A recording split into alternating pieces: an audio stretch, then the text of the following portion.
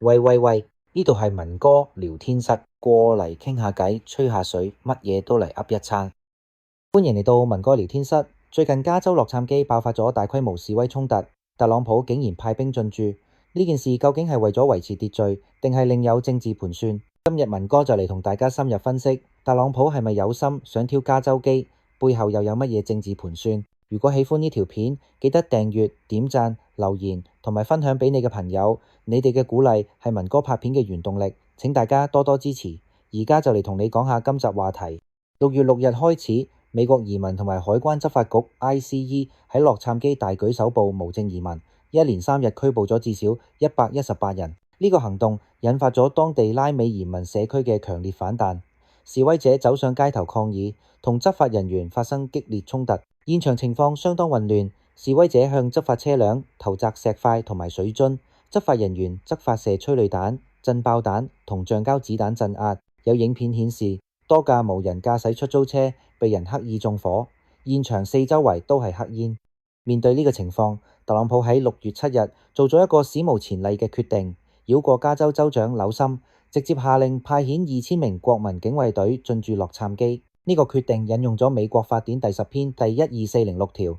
呢條法律容許總統喺發生叛亂或者對美國政府權威構成叛亂威脅時，繞過州長直接出兵。呢個係自1965年民權運動以嚟，美國總統首次喺未經州長同意嘅情況下出動州內國民警衛隊。上一次發生類似情況係約翰遜總統向阿拉巴馬州派兵保護爭取民權嘅示威者。加州州長紐森對特朗普呢個決定表示強烈反對，佢批評呢個舉動係蓄意挑釁，會加劇緊張局勢。紐森更直接喺社交媒體上批評話，呢個係獨裁者嘅行為，而非一位總統應有嘅作為。洛杉磯市長巴斯都表示，國民警衛隊部署係不必要嘅。佢強調呢個決定導致混亂升級，令居民感受到恐懼，而且根據歷史標準嚟睇，洛杉磯嘅騷亂程度其實並唔算特別嚴重。特朗普出兵洛杉磯只係第一幕，呢個係佢嘅政治 show。特朗普呢次行動有幾個深層目的。首先，呢個係對共和黨國會議員嘅忠誠度測驗，跟唔跟特朗普嘅反非法移民行動？唔跟嘅話，2026年選戰時可能會被標籤為對非法移民軟弱。但佢哋如果接受咗呢次出兵邏輯，未來當特朗普提出更激進要求嘅時候，佢哋又有幾多空間 say no？其次，呢個係對共和黨國會勢力嘅一次圈地運動，邊個配合，邊個搖擺，邊個反對，全部都被記喺政治賬簿裏面。呢次行動凸顯特朗普喺媒體操作上嘅純熟，動用2000國民士兵禁止抗議者戴口罩，叫海軍陸戰隊高度戒備。呢啲畫面本身就係一場政治劇場。當貿易談判陷入僵局，經濟數據停滯時，特朗普總係能夠適當時候製造話題，令鏡頭跟住佢轉移視線。特朗普點解偏偏先揾加州落手？答案其實唔難猜，因為加州一直係庇護移民嘅代表，又係民主黨嘅大本營。對特朗普嚟講，打加州就等於同時打緊兩個敵人，非法移民同埋民主黨。選擇對加州落手，唔係因為呢度最亂，而係最能夠立威。特朗普要俾所有唔聽話嘅地方睇，聯邦政府想出手嘅時候，邊個都抵擋唔住。特朗普會揀對手而出招，佢嘅強硬唔係普遍適用，而係選擇性咁施加。對手強，佢就談判、閃避、迂迴；但係對手弱，特朗普嘅方式就係壓制、羞辱，毫不留情。非法移民喺佢眼中正係呢樣無力反擊嘅對象。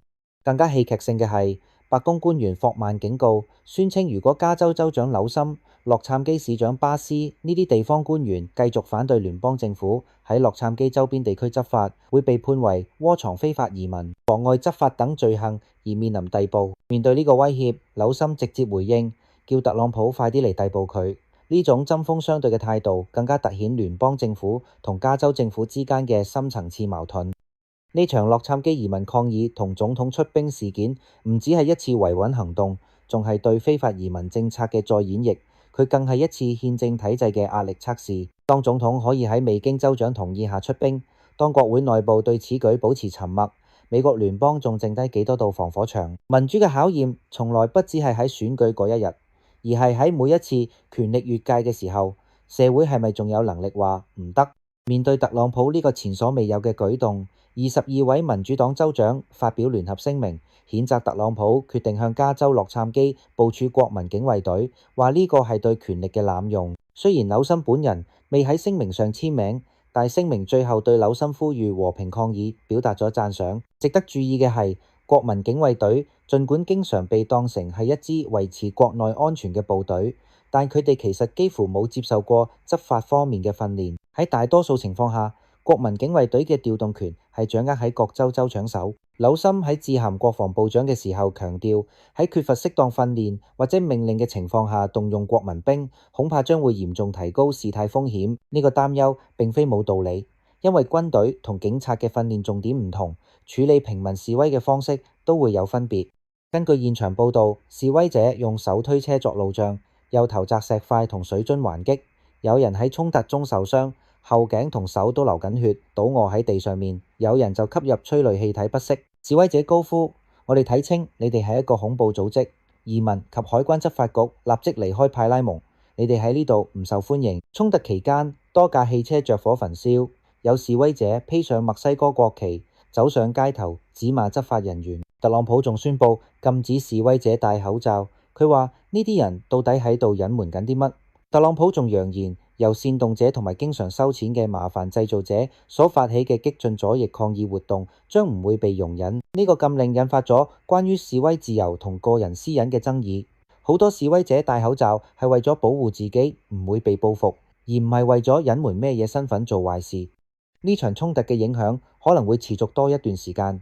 首先，今次事件設立咗一個先例，俾未來嘅總統可能會更容易動用聯邦力量介入州內事務。其次，佢加深咗紅州同藍州之間嘅分歧，令美國社會進一步撕裂。有人話呢個係美國更大規模內戰嘅預演。冰凍三尺非一日之寒，洛杉磯之亂係諸多問題累積而造成。今次嘅暴亂係對特朗普一系列嚴苛政策嘅一次大規模反擊，而且呢種反擊已經從洛杉磯向紐約，向好多美國城市擴散。好啦，又到咗片尾。如果鍾意今集內容，記住按 like 支持下，順手分享出去。仲未 follow 我哋 channel 嘅兄弟姊妹，快啲訂閱同埋按個鐘仔。你哋每個支持都係我繼續拍片嘅動力。下次再同大家吹水，拜拜。